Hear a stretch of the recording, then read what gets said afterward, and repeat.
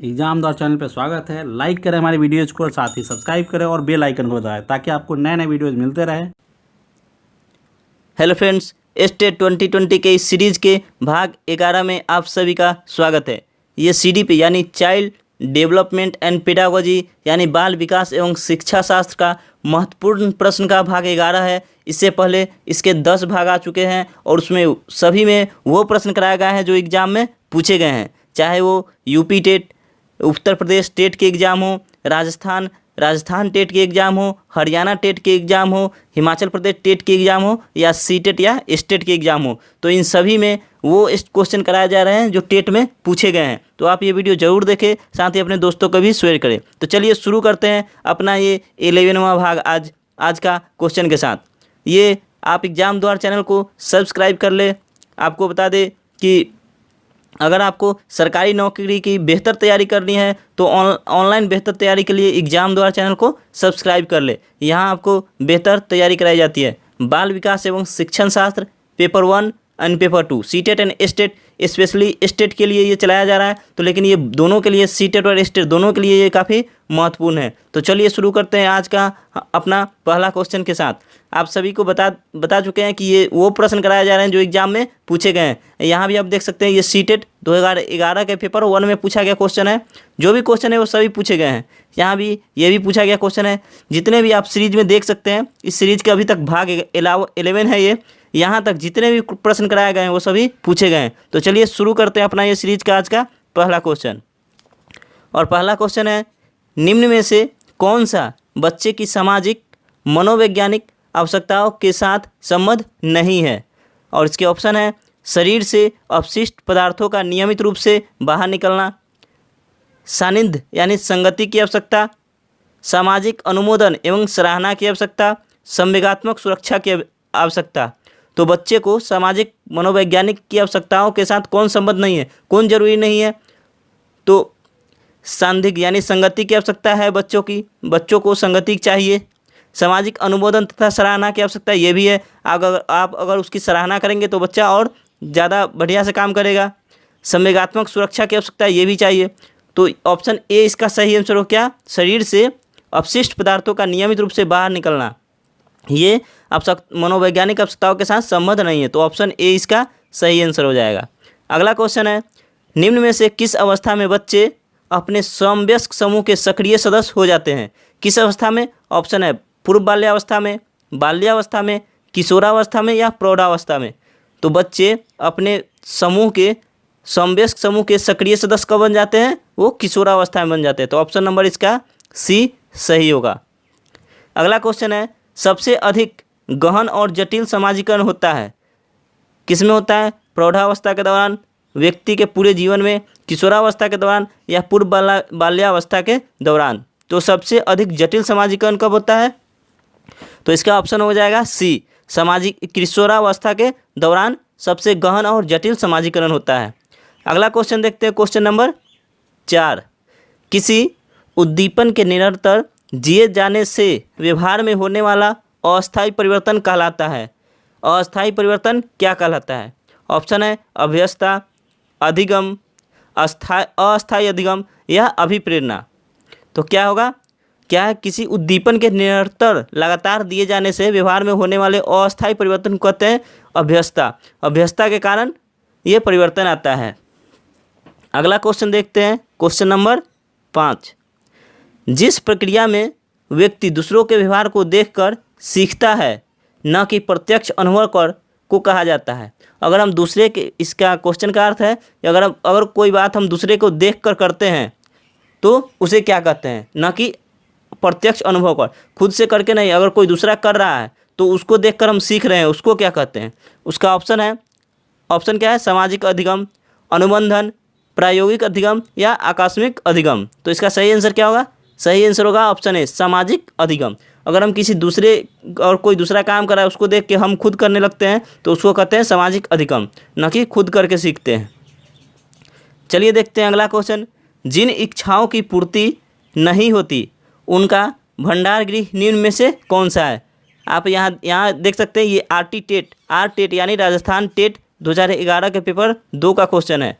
UP TET 2011 paper 1 का question है। इससे पहले सीटेट का क्वेश्चन हमने देखा था।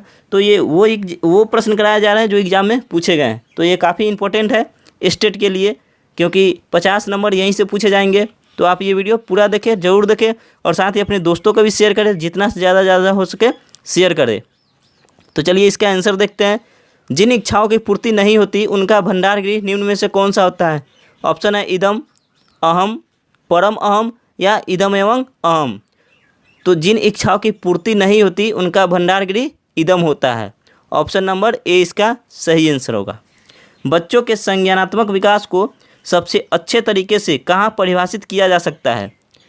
सबसे अच्छे तरीके से बच्चे के संज्ञानात्मक विकास को कहाँ परिभाषित किया जाता है? खेल के मैदान में, विद्यालय एवं कक्षा में, ऑडिटोरियम में या गृह में। तो इसका सही आंसर क्या होगा?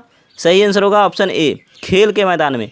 खेल के मैदान में बच्चे पूरी तरह खुलकर खेलते हैं और खुलकर अपनी बात करते हैं। तो खेल के मैदान में उनके संज्ञानात्मक विकास को अच्छे तरीके से परिभाषित किया जा सकता है। अगला क्वेश्चन है क्वेश्चन नंबर 8। परिवार एक साधन है। परिवार क्या चीज़ के लिए, बच्चे के लिए क्या चीज़ का साधन है? अनौपचारिक शिक्षा का, औपचारिक शिक्षा का, गैर औपचारिक शिक्षा का या दूरस्थ शिक्षा का? तो बच्चे के लिए परिवार एक अनौपचारिक शिक्षा का साधन है। ठीक है, ऑप्शन नंबर इसका ए सही होगा। चलिए देखते हैं अगला क्वेश्चन। आप देख सकते हैं स्टेट एवं सीटेट के प्रश्न। ये वो प्रश्न है जो स्टेट एवं सीटेट में अधिकतर पूछे जाते हैं। साथ ही UP TET, R TET, Haryana TET सभी पूछे ही गए प्रश्न हैं। तो चलिए अगला क्वेश्चन देखते हैं क्वेश्चन नंबर 9। एक शिक्षक विद्यार्थियों में सामाजिक मूल्यों को विकसित कर सकता है। कैसे विकसित कर सकता है? तो इसके ऑप्शन है महान व्यक्तियों के बारे में बोलकर, अनुशासन की अनुभूति को विकसित कर, आदर्श रूप से बर्ताव कर या उन्हें अच्छे कहानियाँ सुनाकर। तो क्या होगा? आदर्श रूप से बर्ताव कर। ऑप्शन नंबर इसका सी सही होगा। शिक्षक विद्यार्थियों में सामाजिक मूल्यों को विकसित तब कर सकता है जब उनके साथ वो आदर्श रूप से बर्ताव करेगा। जब शिक्षक ही उससे बर्ताव अच्छा नहीं करेगा तो वो बच्चा भी दूसरे से बर्ताव अच्छा नहीं करेगा। इसलिए शिक्षक को सबसे पहले शिक्षक को बच्चों के साथ अच्छा बर्ताव करना चाहिए। तो ऑप्शन नंबर इसका सी सही हो जाएगा। अगला क्वेश्चन है बच्चों में संवेगात्मक समायोजन प्रभावी होता है, और इसके ऑप्शन है व्यक्तित्व निर्माण में, कक्षा शिक्षण में, अनुशासन में या इनमें से सभी। तो बच्चों में संवेगात्मक समायोजन कैसे प्रभावित होता है? व्यक्तित्व निर्माण में होता है, कक्षा शिक्षण में होता है, अनुशासन में होता है। तो ऑप्शन नंबर इसका डी सही हो जाएगा। इनमें से सभी में होता है। चलिए अगला क्वेश्चन देखते हैं क्वेश्चन नंबर 11। असंगठित घर से आने वाला बच्चा सबसे अधिक कठिनाई का अनुभव करेगा, और इसके ऑप्शन है सुनिर्मित पाठों में, स्वतंत्र अध्ययन में, नियोजित निर्देश में या अभ्यास पुस्तिकाओं में।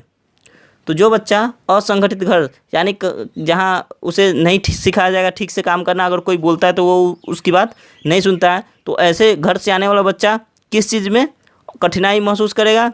तो इसका सही आंसर होगा ऑप्शन सी, नियोजित निर्देश में। कोई उसको टीचर उसको निर्देश देगा, वो उस बात को नहीं करना चाहेगा। तो ये ऑप्शन नंबर सी इसका सही हो जाएगा। नियोजित निर्देश में उसे सबसे अधिक कठिनाई होगा। 12 नंबर क्वेश्चन देखते हैं। क्या है? चरित्र का विकास होता है। चरित्र का विकास कैसे होता है? इसके ऑप्शन है इच्छा शक्ति द्वारा, वर्ताव एवं व्यवहार द्वारा, नैतिकता द्वारा या इनमें से सभी। तो इसका आंसर क्या होगा? इसका आंसर होगा ऑप्शन डी, इनमें से सभी। चरित्र का निर्माण कैसे होता है? इच्छा शक्ति द्वारा, वर्ताव एवं व्यवहार ये भी चाहिए, नैतिकता ये भी चाहिए। तो ये तीनों को साथ लेकर ही चरित्र का निर्माण होता है। तो इसका ऑप्शन क्या हो जाएगा? ऑप्शन नंबर डी, इनमें से सभी के द्वारा होता है। तो आंसर ऑप्शन डी सही हो जाएगा। अगला क्वेश्चन है बालिका शिक्षा को महत्व देना उचित है, कारण बालिकाएं बालकों से अधिक बुद्धिमती होती है, बालिकाएं बालकों से अल्पसंख्यक है, अतीत में बालिकाओं को बुरी तरह से विभेदित किया जाता था, या किसी सामाजिक परिवर्तन के नेतृत्व में केवल बालिकाएं समर्थ है। इसमें केवल लग गया तो ये गलत हो जाएगा, क्योंकि ये निगेटिव वर्ड हो गया। जहाँ भी केवल लगेगा वो तो हमारा होगा ही नहीं आंसर। चलिए अब देखते हैं बालिकाएं बालकों से अधिक बुद्धिमती होती है, ये भी गलत है, क्योंकि इसमें ऐसा कुछ नहीं है। बालिकाएं बालकों से अल्पसंख्यक है, ऐसा भी कुछ नहीं है। तो ऑप्शन नंबर क्या? पहला कट गया, दूसरा कट गया और लास्ट कट गया, बचा ऑप्शन सी। तो सी सही हो जाएगा। क्यों? क्योंकि अतीत में यानी पहले बालिकाओं को बुरी तरह से विभेदित किया जाता था। तो इसका आंसर ऑप्शन नंबर सी इसका सही हो जाएगा। अगला क्वेश्चन है, एक बच्ची को उसके पिता चहलकदमी करा रहे थे। बच्ची जानती थी कि चिड़िया जैसी चीज़ें होती है, परंतु उसने कभी पतंग को नहीं देखा था। चिड़िया जैसी चीज़ होती है लेकिन उसने पतंग को नहीं देखा था। पतंग को देखकर उसने कहा चिड़िया को तो देखो। उसके पिता ने कहा यह एक पतंग है। यह उदाहरण दिखाता है, यह उदाहरण क्या दिखाता है? ऑप्शन है सम्मिलन, समायोजन, संरक्षण या वस्तु का प्रदर्शन। तो इसका आंसर होगा ऑप्शन ए सम्मिलन। चलिए अगला क्वेश्चन देखते हैं। सामाजिक अधिगम आरंभ होता है। सामाजिक अधिगम आरंभ कहाँ से होता है? अलगाव से, भीड़ से, संपर्क से या दृश्य श्रव्य सामग्री से। तो जहाँ सामाजिक अधिगम हो गया, समाज से सीखने की बात आ गई, तो वहाँ संपर्क जरूरी है। समाज से तभी कोई सीख पाएगा जब समाज से संपर्क हुआ। तो ऑप्शन नंबर इसका सी सही होगा, संपर्क से। संपर्क से ही सामाजिक अधिगम आरंभ होता है। चलिए अगला क्वेश्चन देखते हैं। अगला क्वेश्चन है, राज्य स्तर की एक एकल गायन प्रतियोगिता के लिए विद्यार्थियों को तैयार करते समय एक विद्यालय लड़कियों को वरीयता देता है, यह दर्शाता है। इसमें क्या कर रहा क्वेश्चन? राज्य स्तर की यानी राज्य स्टेट लेवल पे एक एकल प्रतियोगिता का आयोजन किया गया जिसमें लड़कियों को वरीयता दी गई। स्कूल द्वारा लड़कियों को तैयार किया गया गायन प्रतियोगिता के लिए। तो यह क्या स्कूल द्वारा यह क्या दर्शाया गया है? तो स्कूल द्वारा देखते हैं क्या, परियोजनात्मक उपागम, प्रगतिशील चिंतन या लैंगिक पूर्वाग्रह या वैश्विक प्रवृत्तियाँ। तो स्कूल ने यहाँ क्या अपनाया? लैंगिक पूर्वाग्रह का उदाहरण प्रस्तुत किया। उसने लड़कियों को वरीयता दी लड़कों की अपेक्षा, तो लैंगिक पूर्वाग्रही उसने प्रस्तुत किया, जो कि गलत है। तो इसका 16 का सी सही होगा। शिक्षा के संदर्भ में समाजीकरण से तात्पर्य है, क्या तात्पर्य है? समाज में बड़ों का सम्मान करना, सामाजिक वातावरण में अनुकूलन और समायोजन, सामाजिक मापदंडों का सदैव अनुपालन करना या अपने सामाजिक मापदंड बनाना। तो शिक्षा के संदर्भ में समाजीकरण से तात्पर्य है सामाजिक, ऑप्शन नंबर बी सही होगा, सामाजिक वातावरण में अनुकूलन और समायोजन। ये जरूरी है, सामाजिक वातावरण में अनुकूलन और समायोजन करना समाजीकरण का तात्पर्य है। चलिए 18 नंबर क्वेश्चन देखते हैं। छोटे विद्यार्थियों को कक्ष में समवयस्कों के साथ अंतःक्रिया करने के लिए प्रोत्साहित करना चाहिए, जिससे पाठ्यक्रम को बहुत जल्दी पूरा किया जा सके, वे पढ़ने के दौरान सामाजिक कौशल सीख सके, शिक्षक कक्ष को बेहतर तरीके से नियंत्रित कर सके, या वे एक दूसरे के प्रश्न के उत्तर सीख सके, या वे एक दूसरे से प्रश्नों के उत्तर सीख सके। तो छोटे विद्यार्थियों को कक्ष में समवयस्कों के साथ अंतःक्रिया करने के लिए प्रोत्साहित करना चाहिए, क्योंकि वे पढ़ने के दौरान सामाजिक कौशल सीख सके। ऑप्शन नंबर इसका बी सही हो जाएगा। अगर कोई बच्चा खेल रहा है तो उसमें वो क्या सीखता है? खेलना इतना महत्वपूर्ण क्यों होता है? क्योंकि उसमें भी सामाजिक कौशल का गुण विकसित हो जाता है। बच्चे अगर हारते हैं या जीतते हैं तो उनमें हार जीत के लिए महसूस करने की आदत पड़ जाती है, हार या जीत से उन्हें हौसला मिलता है। तो ये इसलिए खेलना भी जरूरी है। तो पढ़ने के लिए वे पढ़ने के दौरान सामाजिक कौशल सीखने के लिए बच्चों को समवयस्कों के साथ यानी समवयस्क के अपने अनुरूप बच्चों के साथ रहना जरूरी है, क्या? सामाजिक कौशल सीखने के लिए। चलिए देखते हैं अगला क्वेश्चन, क्वेश्चन नंबर 19। सहयोगी अधिगम में अधिक उम्र के प्रवीण विद्यार्थी छोटे और कम निपुण विद्यार्थियों की मदद करते हैं। इससे क्या होता है? गहन प्रतियोगिता होती है, उच्च नैतिक विकास होता है, समूहों में द्वंद्व होता है, या उच्च उपलब्धि और आत्मसम्मान विकसित होता है। तो इसका आंसर क्या होगा? इसका आंसर होगा ऑप्शन डी, उच्च उपलब्धि और आत्मसम्मान विकसित होता है। चलिए देखते हैं अगला क्वेश्चन, क्वेश्चन नंबर 20। व्यवहार का करना डैश में आता है। व्यवहार का करना किस में आता है? तो सीखने के गति क्षेत्र में, सीखने के मनोवैज्ञानिक क्षेत्र में, सीखने के संज्ञानात्मक क्षेत्र में, या सीखने के भावनात्मक क्षेत्र में। तो व्यवहार का करना सीखने के, ऑप्शन नंबर सी सही होगा, सीखने के संज्ञानात्मक क्षेत्र में आता है। ये क्वेश्चन नंबर 21 आज का हमारा ये अंतिम क्वेश्चन होगा इस सीरीज, इस प्रश्न का ये अंतिम क्वेश्चन है। क्वेश्चन नंबर 21 इस वीडियो का भाग 11 का ये अंतिम क्वेश्चन है। एक शिक्षिका अपने विद्यार्थियों को अनेक तरह की सामूहिक गतिविधियों में व्यस्त रखती है, जैसे समूह चर्चा, समूह परियोजनाएं, भूमिका निर्माण आदि। यह सीखने के किस आयाम को उजागर करता है? इसके ऑप्शन है सामाजिक गतिविधि के रूप में अधिगम, मनोरंजन द्वारा अधिगम, भाषा निर्देशित अधिगम या प्रतियोगिता आधारित अधिगम।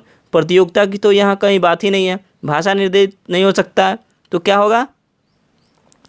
एक शिक्षिका अपने विद्यार्थियों को अनेक तरह से सामूहिक गतिविधियों में व्यस्त रहती है। कहाँ? सामूहिक गतिविधि में व्यस्त रखती है। तो क्या होगा? सामूहिक आ गया तो समाज से, तो समाज है यानी सामाजिक। तो ऑप्शन क्या होगा? ऑप्शन ए सामाजिक गतिविधि के रूप में अधिगम।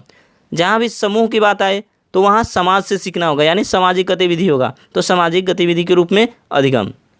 आप एग्जाम द्वारा चैनल को सब्सक्राइब जरूर कर लीजिएगा, साथ ही चैनल को लाइक और शेयर कर दे, सब्सक्राइब कर ले और सब्सक्राइब के बगल में एक बेल आइकन है उसे भी दबा ले, जिससे हर वीडियो का नोटिफिकेशन आपको मिलता रहे।